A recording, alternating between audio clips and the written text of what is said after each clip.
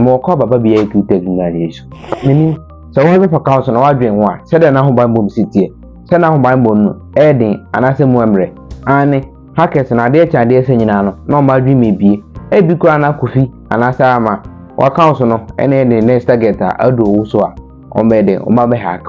wo ho video anase o video no de ene be hwe kwan for so be de be protect WhatsApp account no se de kronfo anase hacker bi nyede enje free ensam so yanko na nkusua de step 1 anase ne obey ne say bo so be a friend two step verification. Our two step verification no the line of defender kwan abafa so abeden obeten on any obi WhatsApp na akọ settings na akọ accounts na akọ turn on two step verification no set up password adu email address say the o refill password na between I recover we simple na quick change game no say the security ni be tight say obi WhatsApp no mo na say login WhatsApp na code WhatsApp for the man no IFN no verification code no akwa to say o dancer for the be dey o bi epo no say sa code we dey mo bi a na be nipa na dey when access to your account and also with my dey awia wo account no enu nti no say obi aka say for man na mafa man even WhatsApp support team e ka say sign for code mo a mafa mo at times no as scammers na dey try pretending to say na for say do me dey obet manya kwan aye dey ada dey adwen na o magita code enu nti no aya na wahwe hu yi e was a code no o man to aso kwan ba ko so e be fa so e de be boy ho ban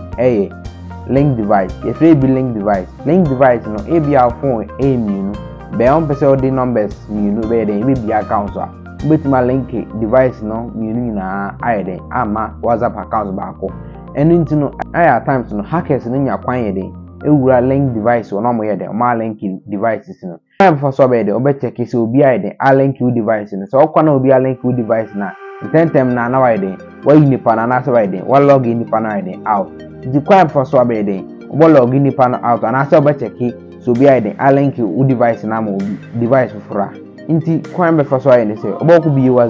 WhatsApp na akọ settings na akọ link device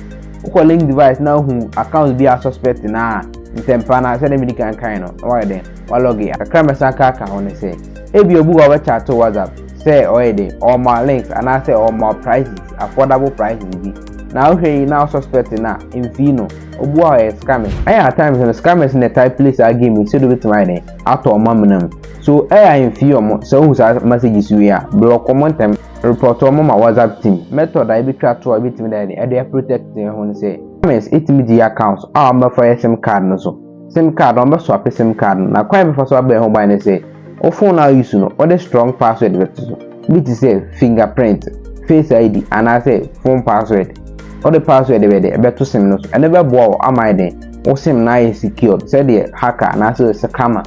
and I say scammer enya dey enya kwan enwura sim no so and I say ma refuse button on Twitter verification no because always na scammer say dey e wa around the thing be am one da ho so use two phone na so on the video we ho share video we ma won na fufu nyina wo fi said the almost bit my day bit my bomb mobile from hackers bit my bomb mobile said the hackers nenye in your account no we are o Facebook uko YouTube to subscribe the videos abe bo wa uni adena e be show me next video e be share